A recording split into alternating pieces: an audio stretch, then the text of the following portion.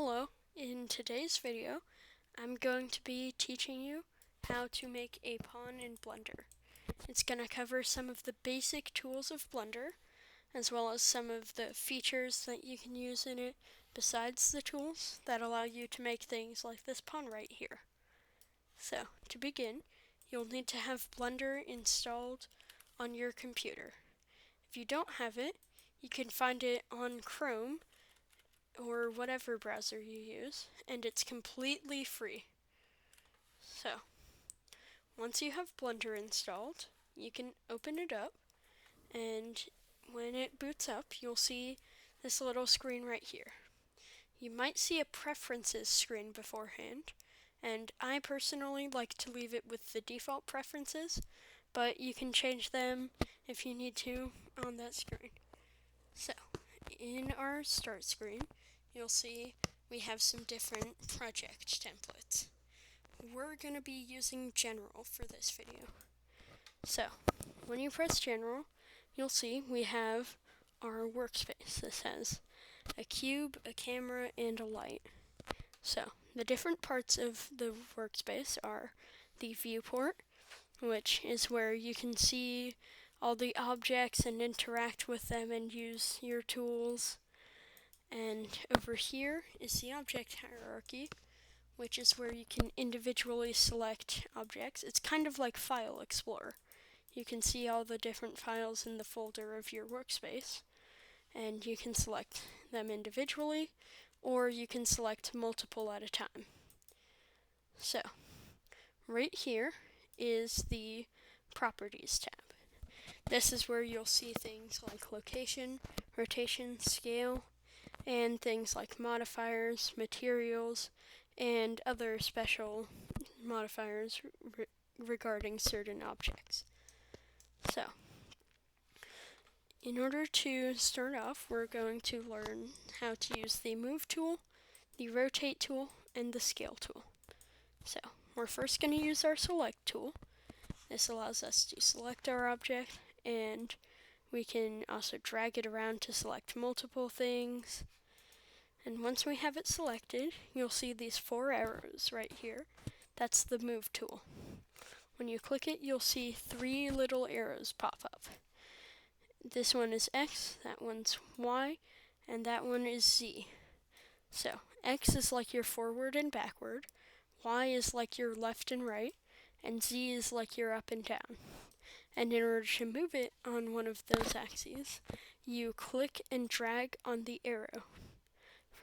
So, as you can see, it's pretty straightforward. And this little white circle in the middle is kind of like a freeform mode. If you click it and drag it, you'll see we can move it around on multiple axes at once. The problem is though, and here's why we don't usually use it, is even if you're trying, like, let's say I want to move it to the right side of my screen, that's actually moved it farther away because of the fact that it's moving on all 3 axes at once, as seen in dx, dy, and dz, which is where it's moving. So, now to the Rotate tool. The Rotate tool, like the Move tool, has 3 axes, X, Y, and Z. You can rotate individually on these axes by clicking and dragging, and just like the Move tool, there's a freeform rotation, where you can rotate your little object to your heart's content. Also, if you noticed, our little Properties tab is updating with the values when we move or rotate or mess with our cube. And if you see from how it's highlighting it, and how there's some arrows and stuff, as you might have guessed, you can actually edit the values in this. So, if I wanted to center my cube, I would do 0, 0, 0, which is the center of the viewport. And especially with rotation, this one's useful, because let's say I want a 45-degree angle.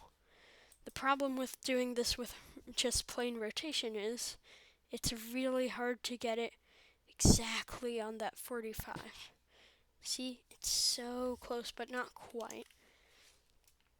So that's the move tool and the rotate tool, and now the scale tool. Just like the others, there's 3 axes, but what's different here is if you try to apply scale in one direction, you'll see it actually does both sides of the object. It's kind of like you're grabbing the object with your hands and pulling it apart to stretch it. So, you can see it stretches out both sides, and unlike the other two, this white circle right here isn't actually a free form like in any direction scale. Instead, it's a uniform scale. So, let's say I have my object right here, and oh no, it's too big for me to mess with.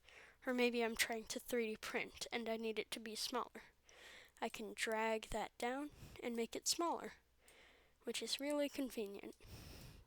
So, now that we've gone over the basic scale, move, and rotate tools of Blender, I'm going to cover how you delete objects and add new ones. So, if you right-click our little cube, you can see all these different options and things here. What we're going to focus on is delete. If we click that, it deletes our little cube. Oh no! And if you want to undo something, like let's say I accidentally deleted that and I wanted it, I go to the Edit tab up here, and I click that, and I press undo. You can also press Ctrl Z to undo something. And if I accidentally undo something and I want to redo it, or I just decide I should just keep it, I can go to Edit, press Redo, or I can press Ctrl Shift Z to redo. So, oh no, we don't have our cube. And so what we're going to do now is we're going to click Add, and then you'll see all these options for different types of objects we can add. We're going to choose Mesh, and then for testing, I'll just show you a cylinder. See, so now we have our cylinder in here. And just like the cube, we can move and rotate and stretch it all around. And that looks kind of silly. But with our cylinder, and with all of this work really, we want to make sure we're in the Layout tab. All of these other tabs have their own different purposes, but if we're trying to design our chess piece, we're going to be staying in the Layout tab. So, now that we've covered that, I'm going to show you how you add things to your workspace to use them as reference art and edit mode. So, we're going to start with edit mode. As you can see, I've hovered over it a few times. Right here, near add, it says object mode. Now, if you click this, you'll see it has a bunch of different modes that we can put it in. For now, we're just going to be using object mode and edit mode. So, we set it to edit mode, and now all these black dots suddenly appear. These are the individual vertices of your model.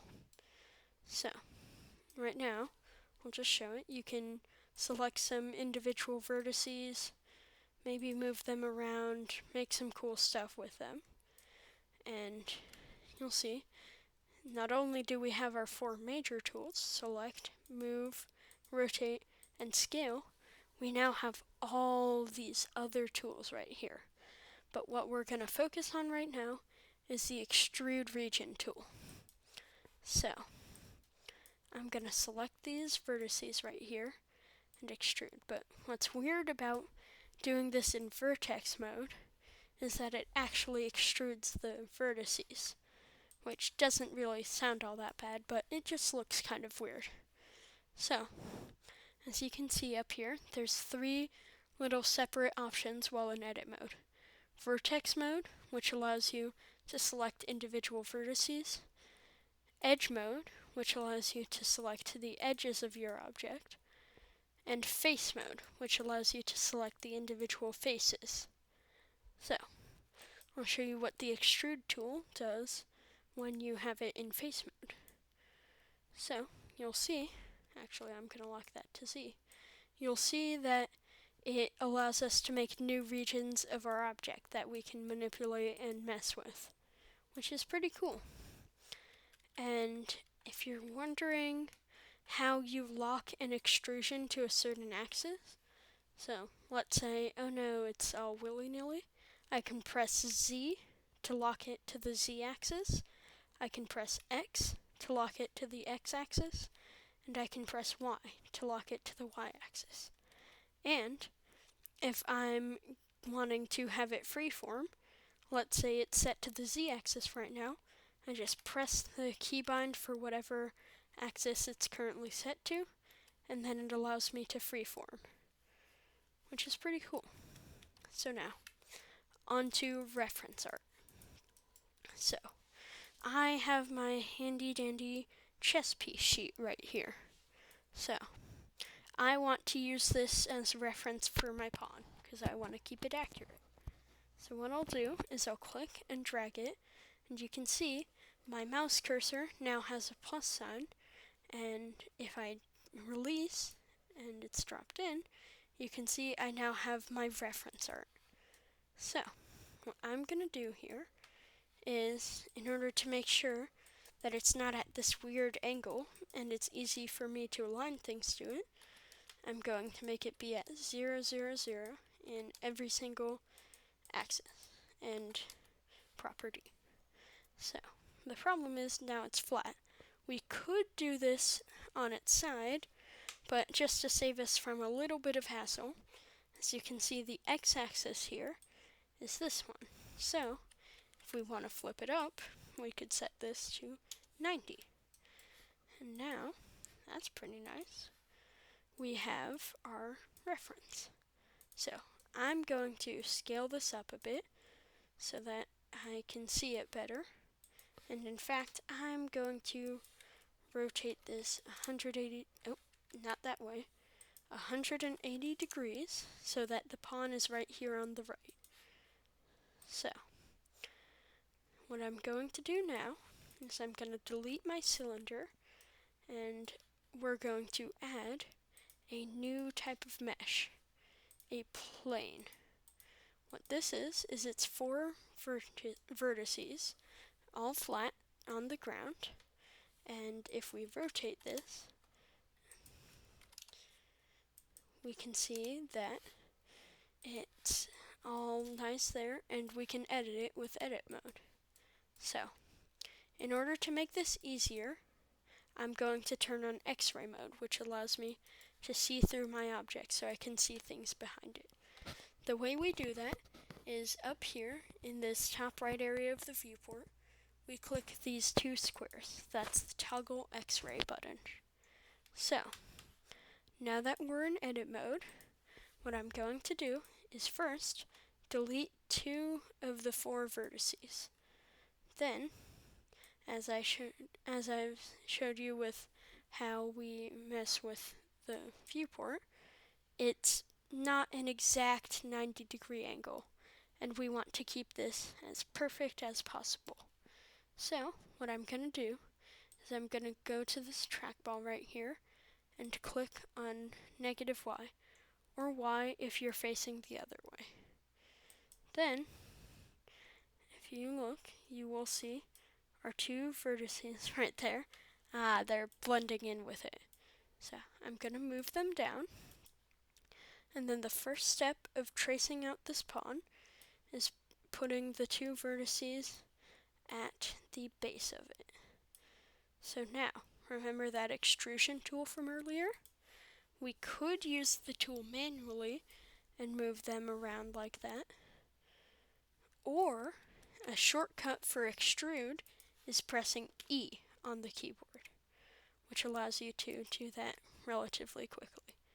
So, what we're going to start to do is trace out the general shape of this. So, once you've gotten it all the way around, I'm going to show you how you turn this into the actual pawn, and you make it curved. So, as you can see right here, what's weird about this is if I move my mouse cursor off the side or the top of the viewport, you'll see that Blender's really nice and it wraps it around for us. So let's say I needed to do something really long and out there. I can just keep going and going. So I'm going to put my last few vertices in.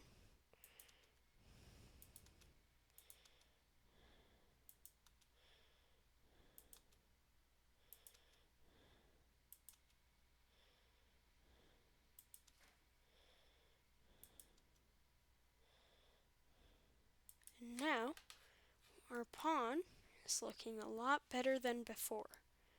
So I'm going to press A, which is the keyboard shortcut in Blender, to select all the objects or all the vertices or whatever, depending on what mode you're in. So I pressed A to select all the vertices. What I'm going to do is I'm going to right click it and click New Edge/Face from Vertices. What that does is it connects all of these and turns it into a flat face. So now we can revolve it around and turn it into an actual pawn. Also, if you don't want to manually do that every time, once you have everything selected, you can just press F, and that also works. So, now that we've got that done, we're going to turn off X-ray mode, and I'm just going to delete this reference so that it's just our pawn. And I messed up a little so it looks a bit wonky, but remember the modifiers and other stuff? We're going to go back to that now. So, in the modifiers tab, as you can see, there's a big button saying Add Modifier. And you can either select the individual categories and browse through them, but I'm just going to go past a few basic ones over here. So, as you can see, we have screw. This is what we're going to use here. You can also just type in screw. So, there. And now, that looks really wrong. But it's actually not that bad because, as you can see, it's revolving it around the z-axis. In this case, we want to do it around the y-axis instead. And see, now we have our pawn here, which is looking pretty nice. So, it may look like our pawn is completely done, but if you go into edit mode, you'll see it's still just a flat plane. It's only it's only like an individual little face of it. So, in order to fix that, we'll click this little drop down right here and press apply. So now our pawn is a complete mesh and it's looking pretty good. So I personally am going to just do a little bit of cleanup. If you want to, you can add a modifier, and the one I'm going to use is remesh. And that looks a little bit wrong, so what we're going to do is do that. So now, it does look interesting. It's like a lot smoother than it was before, but what I was doing there was removing that weird bit at the bottom that was glitching out because there was a bunch of faces that were turned inwards. So, now that it's remeshed, we have our little pawn.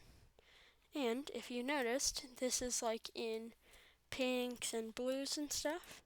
The way we do that in our workspace is we go up near where X-ray is, we click this drop down, press matte cap on the lighting, click on this to change the normals to this color, and I like to turn on cavity and set it to both. And now you can see our pawn. And if you want to export this for 3D printing, you can go to File, then Export, and STL. And if you want to save it as a Blender file and mess with it later, you can do the Save option in the File menu, And if you've saved it, you can also open a new file, or you can open an old one. So if you go to new, that'll let you make some new files on here. So that's all, and thank you for watching.